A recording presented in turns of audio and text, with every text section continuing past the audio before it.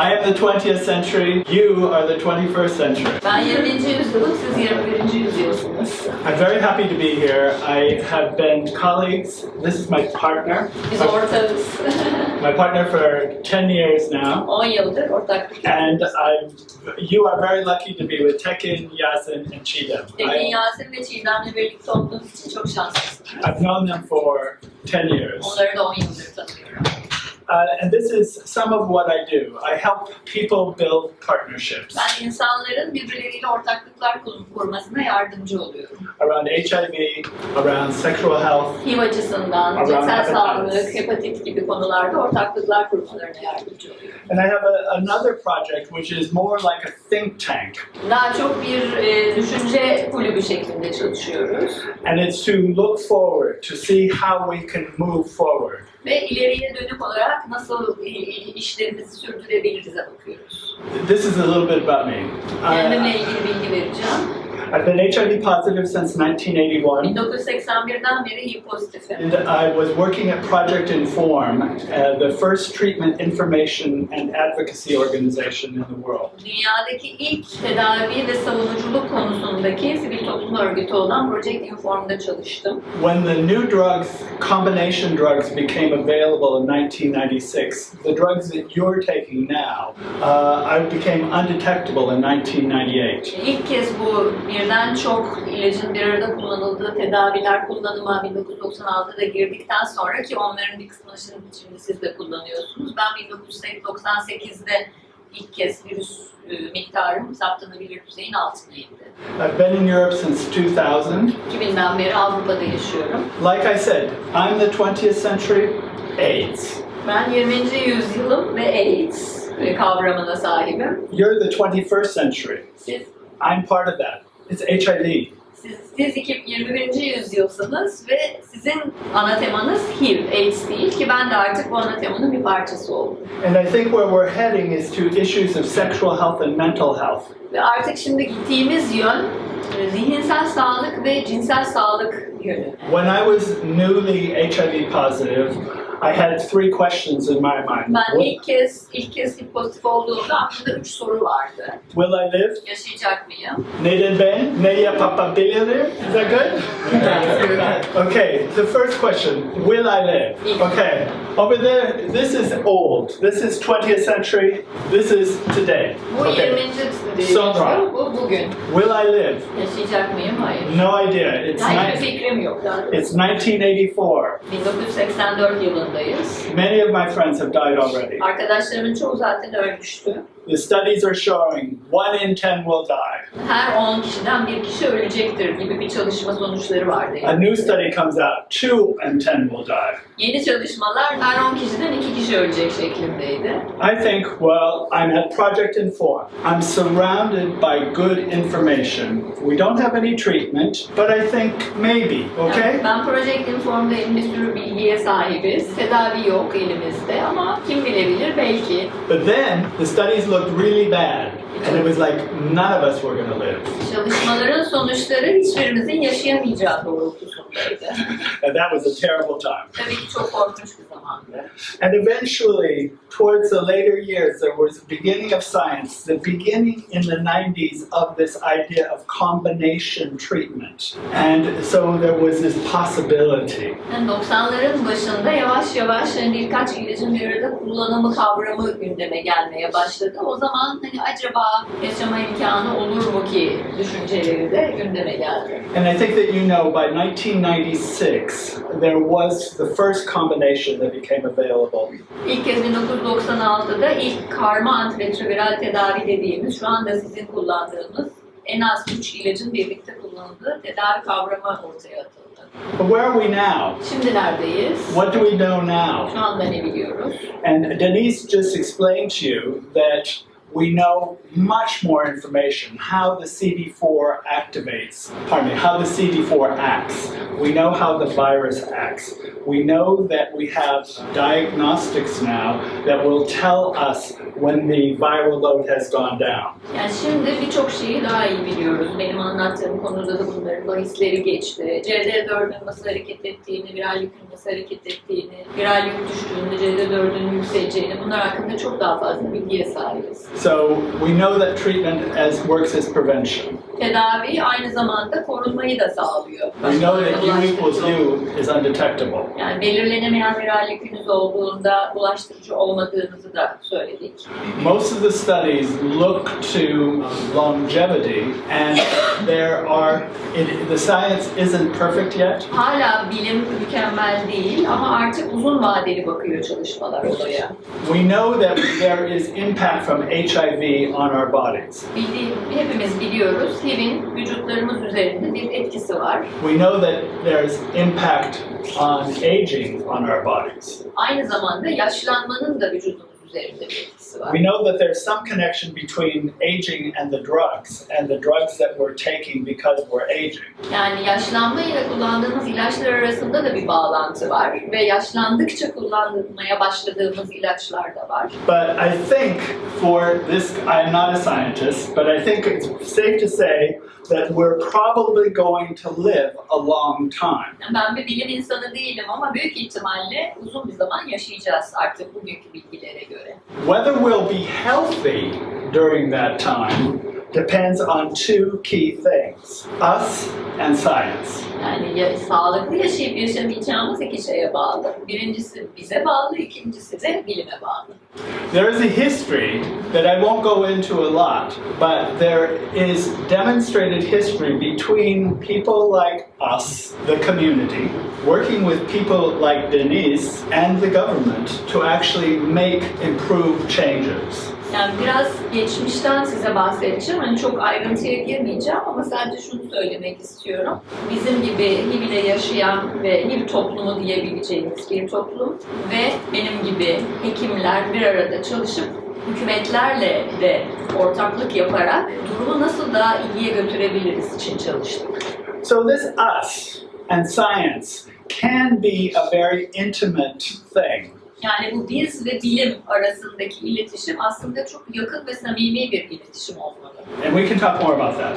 Why me? Neden ben? In the 20th century, no idea. 20. yüzyılda hiçbirimizin bir fikri yoktu bununla ilgili. The first people that were discovered to have this disease were gay men in the United States. Bu hastalığın ilk kez ortaya çıktığı insanların tamamı gay erkeklerdi. And then right after that, there were Haitian people from Haiti. Evet, bundan hemen arkasından da Haiti'de yaşayan bireyler de görüldü. And Haitians and gay people. Ne alaka? Why? You know, so it was very unclear. And everybody was saying, oh, I know why. Oh, I know why. You know, and many people were saying it was my fault. Herkes suçlayıcı davranıyordu o sırada ve HIV pozitif olanlar da evet bu benim hatam diye düşünüyorlardı. Benim hatam. That I was very available for that kind of a description because I was a gay man.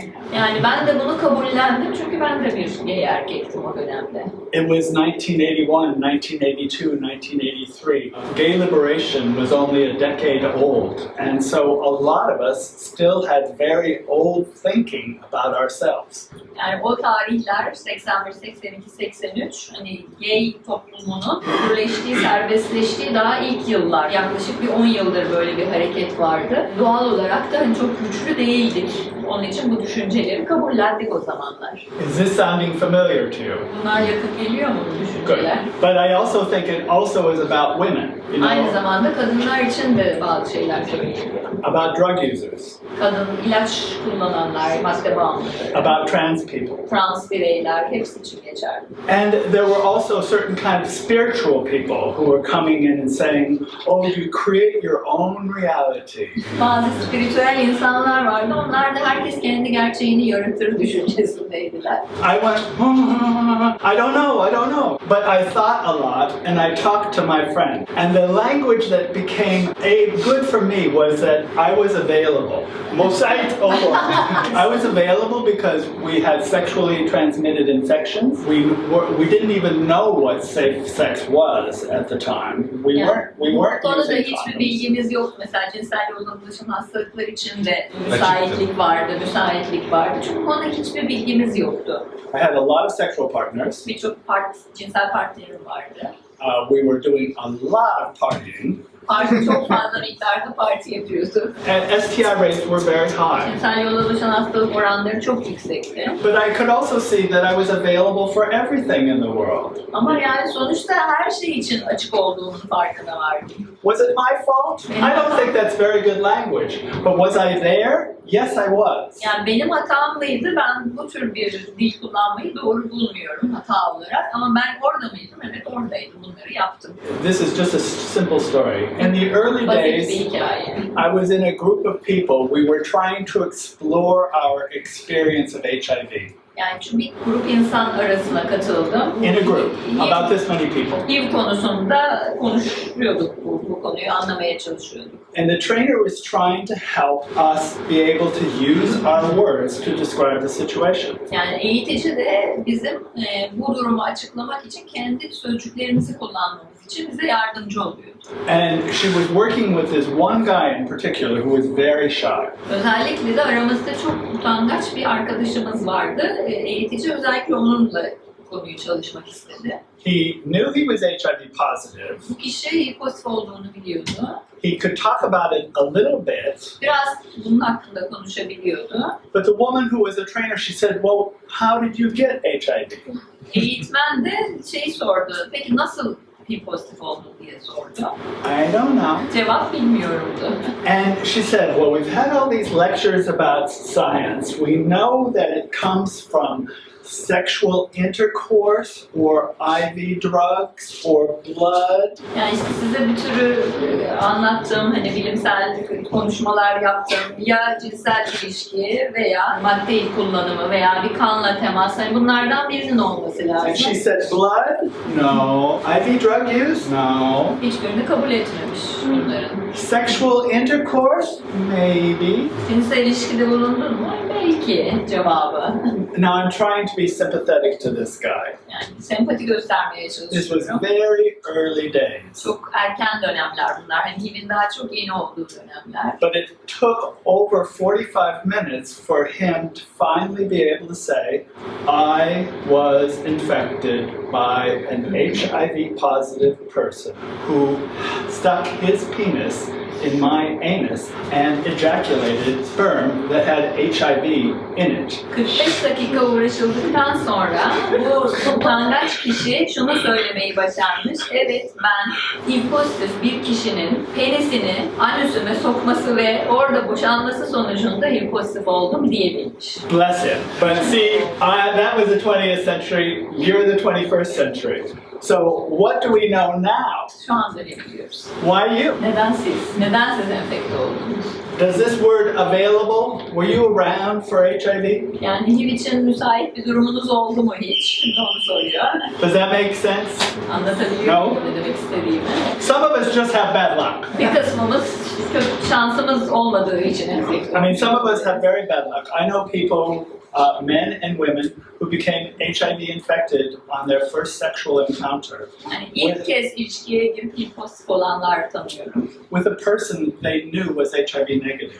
Ve HIV negatif olduğunu bildikleri bir bireyle ilişkiye girdikten sonra HIV pozitif oldular. But since this idea of my fault and I was available in the 20th century, there has been a lot of science that's been done. Yani bu 20. yüzyılın söylemlerinden sonra bilimsel birçok şey ilerleme kaydedildi. Social science. Sosyal bilimler And the idea of key populations has been introduced. ve kilit toplumlar, hassas toplumlar fikri gündemimize geldi. Now this is a very important conversation because in countries like Turkey and many other countries, those people who represent key populations, like LGBT organizations, don't necessarily like this social science. Türkiye ve Türkiye benzeri bazı ülkelerde kilit toplumlar ya da hassas toplumlar olarak adlandırdığımız toplumların temsilcisi olan LGBTİ örgütler bu sosyal bilimler konusunu pek sevimli bulmuyorlar. The language key populations is from WHO, major international organizations after a lot of research. Yani bu kilit toplumlar ya da hassas toplumlar tanımı hem Dünya Sağlık Örgütü hem de buna benzer uluslararası tanınmış pek çok örgütün yaptığı çalışmalar sonucunda yapılmış bir tanım. And a major part of HIV response at the regional level, at the world level, at the country level, and at the city level is to know who are your key populations available for HIV infections. Şu anda geldiğimiz nokta gerek dünya çapında olsun, gerek bölge çapında, ülke çapında ya da ülkenin alt bölgeleri çapında olsun. Önemli olan şey HIV'e müsait olan kilit toplumların kim olduklarının tanımlanmasıdır. So we still use this very, very neutral term available for infections, but it's much more scientific. We know that those people who are presenting as HIV positive in Turkey fit into very distinct key populations. And you probably know as well as I do, it's gay men, IV drug users, trans people, sex workers, some partners of sex workers, and immigrants. Türkiye'de de belli kilit toplumlar olduğunu söyleyebiliriz. Kim açısından müsait olan. Bunlar gay erkekler, madde bağımlıları, damar içi madde bağımlıları, göçmenler, seks işçileri ve seks işçilerinin ilişkiye girdiği kişiler olarak tanımlanabilir. Does that make sense? Mantıklı geliyor mu size? Now the reason that this is very important is because there's only a certain amount of money to respond to HIV. Bu şu açıdan önemli. HIV'e bir yanıt vermek için belli miktarda bir para var dünyada. I'm certainly somebody who says a huge amount of the resources should go to the key populations. Yani ben eldeki kaynakların önemli bir bölümünün bu kilit toplumlar için harcanması gerektiğini düşünüyorum. But in a country like Turkey, they test the general population and they don't test the key populations. Ama Türkiye'de genel toplum test ediliyor fakat kilit toplumlar için özel bir test yöntemi yok. That money could go to community and cooperative messages around testing. Bu para aslında kilit toplumları temsil eden topluluklara ve testle ilgili mesajlara harcanmalı. So like in the UK, if somebody wants to create a testing campaign, there are those of us who say, where is the message about key populations? Yani İngiltere'de mesela bu kilit toplumlarla ilgili çalışma yapmak isteyenlere bizim ilk sorduğumuz şey bu testle ilgili mesajlarınız nedir? Nasıl olacak? We know that there are a lot of immigrants. Ve kilit toplumları içerecek midir bu mesaj? Mesela birçok göçmen var İngiltere'de şu anda. Where are the messages in their languages? Bu göçmenlerin dilinde mesaj var mı? Nerede bu mesajlar? We know that there are a lot of trans people. Trans bireyler var yine İngiltere'de. Where are the messages for trans people? Trans bireyler için özel bir mesaj var mı? And to the LGBT groups, where are the clear messages that are identifying the risks for gay men? I know this isn't... LGBT toplumlar için de yine aynı şekilde gay erkeklerin korunmasına yönelik veya test edilmesine yönelik özel mesajlar nerede? I'm also work with European HIV Hepatitis Testing Week. Avrupa HIV ve Hepatit Test Haftası diye bir etkinlik var. Ben aynı zamanda onun için çalışıyor. And one of the things we're trying to do is to work more with LGBT groups to ensure that they start targeting, giving messages to people that speak to their issues. Ve yani özellikle LGBT topluluklarıyla çalışmayı tercih ediyoruz ki onlar da kendi gruplarına testle ilgili doğru mesajları iletebilsinler. For me personally, there's another element here, which is adverse child events. In the United States, the Kaiser Family Fund, which is a very large fund, developed a research program. Kaiser Aile Fonu diye bir büyük fon var Amerika'da. And they measured with 10 simple questions what somebody's childhood environment was like.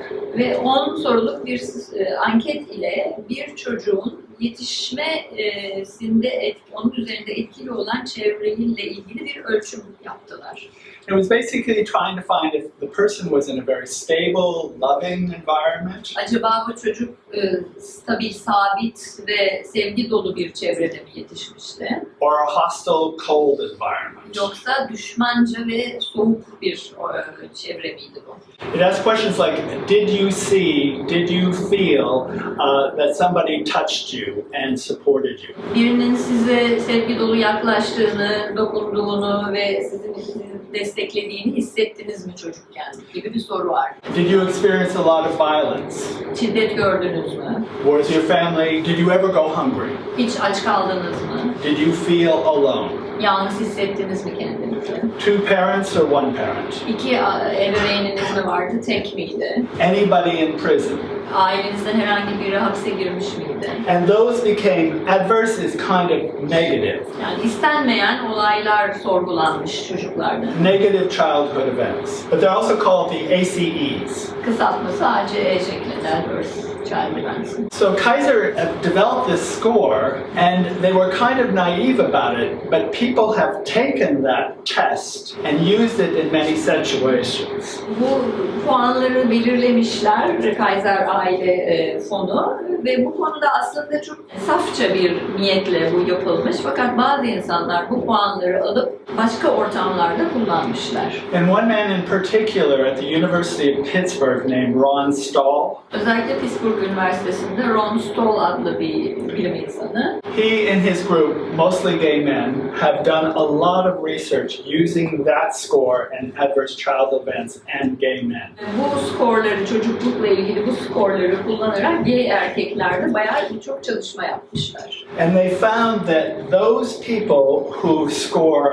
high, answer yes to those questions rather than low, are more likely to become HIV positive. Yani negatif, çocukluğunda olumsuz olaylar yaşamış olma skoru, puanı yüksek olanların HIV pozitif olma ihtimalinin daha yüksek olduğunu, More likely to be risk takers. daha fazla risk aldıklarını, hayatlarıyla ilgili riske girdiklerini, Later to test. daha geç teste gittiklerini, Later to care. sağlık hizmetine daha geç başvurduklarını And later to undetectability. ve saptanamaz düzeye diğer bireylere göre daha geç ulaştıklarını saptamışlar. So I'd be happy to talk about this more, but I think it's very important. I score very high. Ben de bu şekilde yüksek bir skora sahibim, yüksek bir puana sahibim. My family was a very typical 20th century family. Benim ailem tipik bir 20. yüzyıl ailesiydi. I was coming out, becoming aware that I was gay in the 1950s. 1950'lerde gay olduğumu fark etmeye başlamıştım. I was definitely the only gay in the village. Tabii ki işte kasabadaki tek gay kişi bendim. I had no idea what was happening. Ne olduğu hakkında hiçbir fikrim yoktu. And everybody in my family could see that there was something wrong with him. Ve ailedeki herkes bende bir şeyin yanlış gittiğinin farkındaydı. But nobody ever asked Ama questions. kimse bana soru sormadı. That was obviously taboo.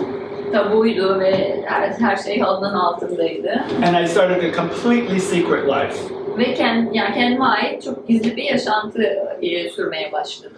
From that life, I was very quick to start using alcohol. Ve tabii ki böyle bir yaşamdan çok hızlı alkol kullanımına geçtim. My parents used alcohol all the time. It was available. Anne babam da zaten alkol kullanıyordu. Benim için çok From kolay. that, sex, drugs, blah, blah, blah, blah, blah. Arkasından seks, ilaçlar, şu bu birçok şey geldi. Lots of risk taking. Çok fazla miktarda riske girdim. And those things translated into what are called syndrome. Ve bunların hepsi bir sendrom haline dönüştü. So risk taking, alcoholism, bite my fingernails, Tırnaklarımı yiyordum. stress. Çok stresliydim. So then the question became, what can I do? O zaman ne yapabilirim kısmına geldim. I got, quite simply, I got a lot of therapy. Çok fazla miktarda tedavi gördüm. In those days, one could get a lot of therapy by reading the local newspapers. Sadece yerel gazeteleri okuyarak bile ruhsal tedavi alabiliyordunuz. I was in San Francisco. San Francisco'da yaşıyordum. I was working in an HIV organization. Bir HIV'le ilgili bir organizasyonda çalışıyordum. I'm not embarrassed to admit that I was working there because I wanted to get help. Orada çalışmamın nedeni de aslında yardım alabilmekti. Yardım aldım. I volunteered, and in exchange, I got a huge amount of friendship, security, information. I like that. Ve gönüllü oldum orada çalışmak için. Buna karşılık da arkadaşlıkları elde ettim.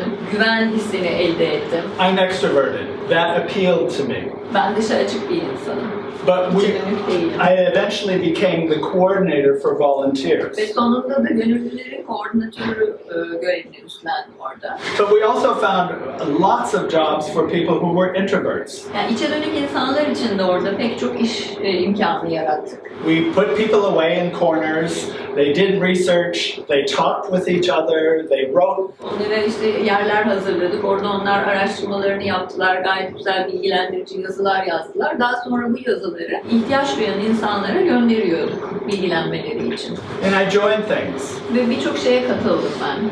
There's a man named Jonathan in London. Londra'da Jonathan isminde bir adam var. He was HIV patient number 1. This is Jonathan, you know Jonathan. İlk tanı alan HIV hastası. He knew he was HIV positive in like 1978. 1978'de HIV pozitif olduğunu biliyordu. He was a total freak. Çılgın bir adam. He had no idea what was going on. Ne olduğunun farkında değildi, bilmiyordu. He was desperate. Çaresizdi. He decided he would commit suicide. İntihar etmeye karar vermişti. The only reason he didn't commit suicide is because he knew that someone would have to clean up after him. Yani intihar etmemesinin tek nedeni intihar ettikten sonra birisinin ortalığı temizlemesi gerektiğini düşünmesiydi. Jonathan didn't like that. Teklifi hiç beğenmemişti. And so he decided, what can I do?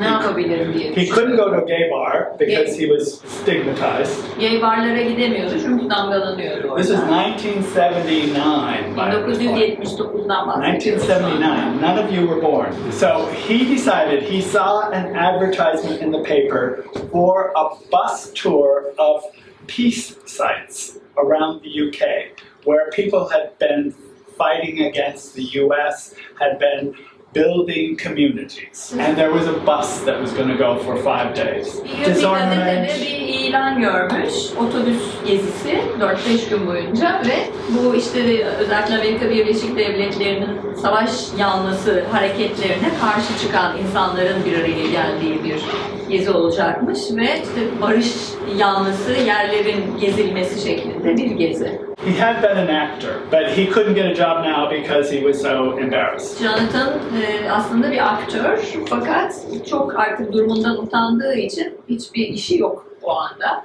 So he went on this bus ride with no intention except that it would just spend 5 days. Yani bu geziye katılmaya karar vermiş ama tek niyeti 5 gün gezmekmiş, başka bir niyeti yok. But he joined. Ama bir şeye katılmış en azından. He walked toward the bus and he saw a man over there who had striped colored hippie trousers. Otobüse binerken bir adam görmüş, işte üstüne çizgili hippie tarzı bir pantolon varmış adamın. He said hello to that man. Onun yanına varmış. That man was with a group of friends. O adam da kendi arkadaşlarıyla birlikte bir grup içinde. And if you go forward, they became lovers. Arkasından bunlar ikisi sevgili olmuşlar. They moved into a housing project in South London. Güney Londra'da bir eve taşınmışlar. They took over the entire block plus a few other blocks and created parks inside. Mahalle inşa etmişler. He and his lover still live there. Hala orada yaşıyorlar. I met him about 4 years ago. 4 yıl önce tanıştım kendisiyle. And I encouraged him. His partner by this point was quite sick. And so he was staying with his partner. But I said, why don't you come and do some things with me? İşte ben onu hani birlikte bir şeyler yapalım, beraber çalışalım diye ikna etmiş. So I introduced him to people that Rich hangs out with. Rich'in birlikte olduğu kişilerle tanıştırmış. Oh, by this time, a movie had been made about him. Ha, bu arada kendisiyle ilgili bir de film yapılmış. They had actually gone to support the miners during the miners' strike. Bu madencilerin grevi sırasında madencileri desteklemek üzere oraya gitmişler. And he is famous in this movie for gay people, lesbians and gay people going to support minors. Yani bu filmde de işte lezbiyen ve gayleri bu You know the movie. madenciliği desteklemesiyle ilgili bir film. Very good movie. And now he is acting in London and performing for audiences like you. Hala Londra'da sahnede sizin gibi bireyler için performanslar yapıyor. That's from doing one act. Bütün bunların hepsi bir eylem sonucunda oldu. And he was very aware that he was only taking one act. He had nothing hopes for the future. He had no hopes for the future. Gelecek için hiçbir ümidi, hiçbir şeyi yoktu. So I think that's, dumb. So I chose to get active. I got involved in a lot of things. Ben de aktif olmayı seçtim. Birçok işin içine girdim. And I focus on self-care. As I was being active, I was also focusing on self-care. Yani hem bir yandan aktifleşmiştim hem de kendime iyi bakma kararı almıştım. I stopped smoking. Evet, sigarayı bıraktım. Now, I smoke, you guys are all wimps. I'm a much better smoker than any of you. I've been Hepinizden watching. daha çok sigara içiyorum. I İçeride. used to smoke 40 to 60 cigarettes a day. Günde 40-60 arası sigara içiyorum. Yeah. So if I can quit, you can quit. Ben bırakırsam siz haydi bırakın. And I know Denise has already said it, but it is really true that smoking is one of the best things you can do for self-care. Yani kendinize iyi bakmak için yapabileceğiniz en iyi şeylerden biri sigarayı bırakmak. I didn't quit earlier enough, and at 71, I now have COPD and a heart condition. Yani yeterince erken bırakmadığım için 71 yaşındayım şu anda ve kronik obstrüktif akciğer hastalığım var. Not that bad. Çok kötü değil ama zorlayıcı. There's no good reason to keep smoking. Sigara içmeye devam etmenin hiçbir geçerli gerekçesi yok. And if anyone wants to know, I can tell you how to quit. Nasıl bıraktığımı öğrenmek isterseniz onu da anlatırım. Basically, if you're still enjoying smoking, keep smoking. Özellikle sigara içmekten hakikaten memnunsanız içmeye devam edin. If you're not enjoying smoking, stop. Hoşlanmıyorsanız bırakın. When you fail, if you fail, just remember how much money you saved during that time. Congratulate yourselves for the 1 hour, the 3 days, and get into a habit of congratulating yourselves for doing something rather than saying, oh, I'm bad, I'm bad. That's a cigarette. When you take a cigarette, you feel bad. So trying to stop and punishing yourself is the same thing. It's another cigarette. Başarısız olduğunuz takdirde o ana kadar elde etmiş olduğunuz başarıyı kutlayın ve neler kazandığınıza bakın. Mesela 1 saat mi bıraktınız, 3 gün mü bıraktınız, ne kadar bıraktınız ve tekrar başladıysanız o bıraktığınız süre için kendinizi ödüllendirin. Ne kadar parayı az harcamış olduğunuzu düşünün ama kendinizi cezalandırmaktan vazgeçin. Hani yeniden başladığınızda ama tekrar denemeye devam edin. There's a lot more about visions and praying, but I won't tell you about that. But this was a very important word finally about change and solidarity. Yani değişim ve dayanışma son derece önemli iki türlü kelime. HIV response, HIV activism in the 20th century came after an entire century of activism. 20. yüzyıldaki HIV ile ilgili aktivizm bir bütün yüzyılın sonunda elde edilen değişimle birlikte geldi. Workers' rights, Çalışanların hakları, civil rights, medeni haklar, wars of liberation around the world after World War II, tüm dünyada Birinci Dünya Savaşı'ndan sonraki özgürleşme çalışmaları ve Vietnam Savaşı, women's liberation, kadınların hak ve özgürlükleri, gay liberation, gaylerin hak ve özgürlükleri, disability rights. engelli hakları. And before, when HIV happened, we had all of that information in our heads. Yani HIV olmadan önce bunlarla ilgili bütün bilgilere sahiptik aslında. So we knew how to have meetings. Yani nasıl toplanmamız gerektiğini biliyorduk. We knew how to set up organizations. Organizasyonlar nasıl kurulur onu da biliyorduk. We knew how to make regulations. Kural ve kaideleri nasıl belirleyeceğimizi Change laws. biliyorduk. Kanunları nasıl değiştirebileceğimizi. That's the one benefit we in the 20th century have over you in the 21st century. Because all of that went away at the end of the 20th century. Everything became very quiet. No black liberation, very little women's liberation, very little gay liberation. So for the first decade of the 21st century, it was very, very quiet. And all this notion of solidarity really went away. Biz bütün bu hak ve özgürlüklerin elde edildiği bir yüzyılın sonunda bu HIV ile ilgili hak ve özgürlüklerimiz için çalışıyorduk ama 21. yüzyıla gelindiğinde artık bu tür hak ve özgürlüklerin elde edilmesiyle ilgili fazla bir eylem kalmamıştı. Onun için 21. yüzyıl daha bu açıdan sessiz bir yüzyıldı. But things are getting better. You're here. Ama şu anda her şey tekrar düzene giriyor. En azından siz buradasınız. And I think, I don't know about you, but I think there's a lot of changes happening in the world. We have social media. Yani dünyada birçok değişiklik oluyor yine. Sosyal medya var mesela şu anda. Me Too, Black Lives Matter, PrEP campaigns, You Equals You, treatment as prevention. We have a lot of science that will help us. Yani bize yardımcı olacak bilimsel pek çok gerçekler var artık. İşte tedavi olanların bulaştırmadığı, viral yükün sıfırlanmasıyla birlikte bulaşma, cinsel yolla bulaşım olmayışı, korunma amaçlı tedavi kullanımı gibi pek çok bize yardımcı olacak bilimsel kanıtlarımız var elimizde. So for today about what can I do? Bugün ne yapabilirim sorusuna cevap verecek olursak, It's not that different. çok fazla bir şey değil aslında, farklı değil aslında. You are still going to be afraid. Yine de bir miktar korku olacak tabii ki. But last year when I was here, we talked about the continent of AIDS in the 20th century. The continent of AIDS. In the 20th century, we lived on this continent of AIDS. No future. We were alone. Geçtiğimiz yüzyılda hani AIDS kıtasının içinde yaşıyorduk. AIDS kavramıyla yaşıyorduk. Today in Turkey, you have better treatments than we have in the UK.